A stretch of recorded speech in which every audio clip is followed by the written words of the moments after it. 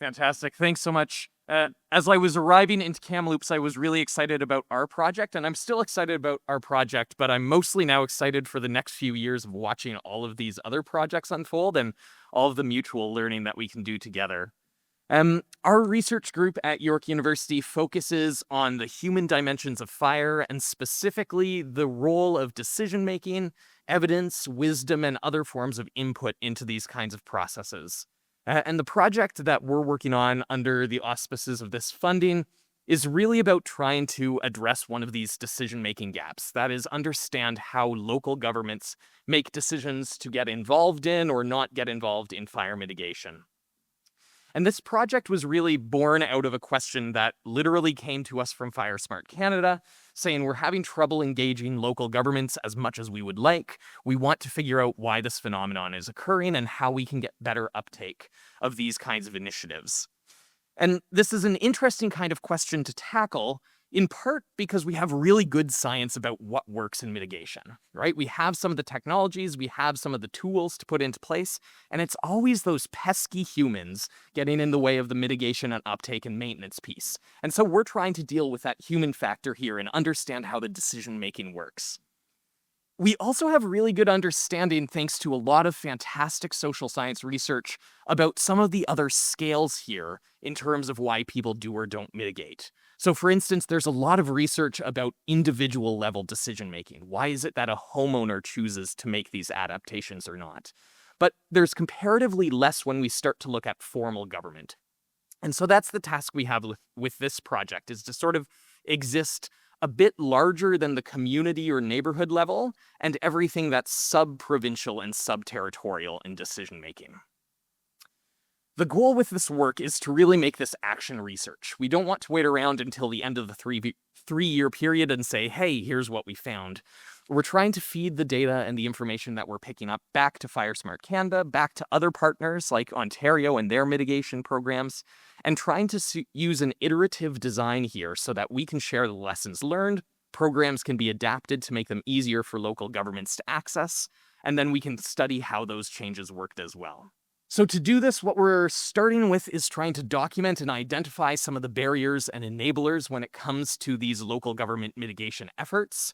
This then leads to a sort of co-construction phase with people running these programs at federal, provincial, territorial, and non-governmental levels, trying to understand how programs can be adapted to make them easier to use by local governments, and then trying to support and monitor and see how these changes are working and how further iterations are possible.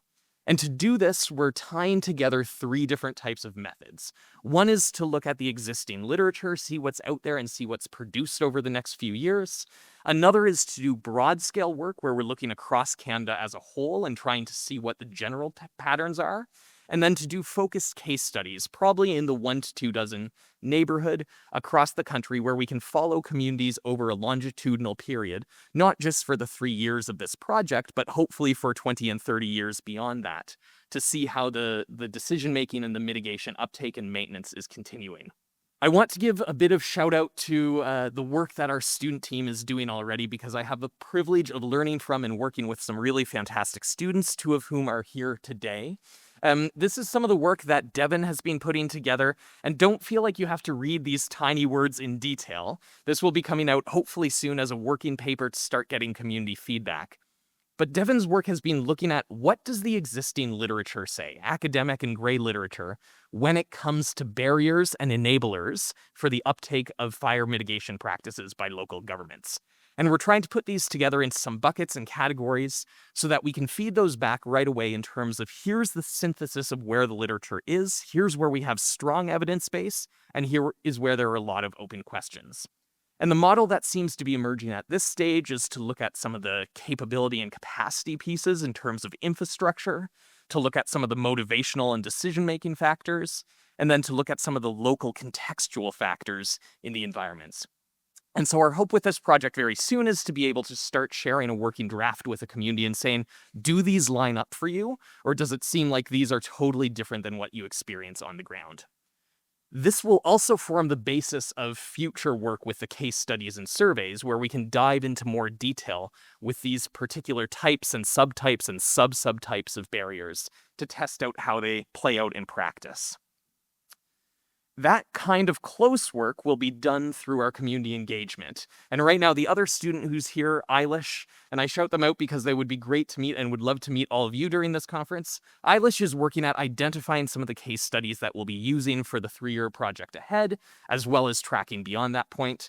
We're trying to get the right mix of communities that experience fire now and communities that might experience it in the future, get a range of factors about historic fire experience and demographic composition, and put together these sort of long-term social research sites that we're able to track to fill some of the gaps that Dr. Daniels identified earlier on.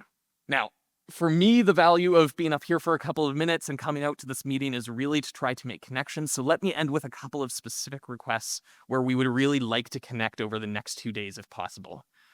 For anyone in the room who is working on mitigation programs that involve formal local governments, whether you're, say, at the provincial level working to try to increase uptake, or you're at the local government level implementing, we would really love to connect, as well as with other researchers working on that human side of wildfire.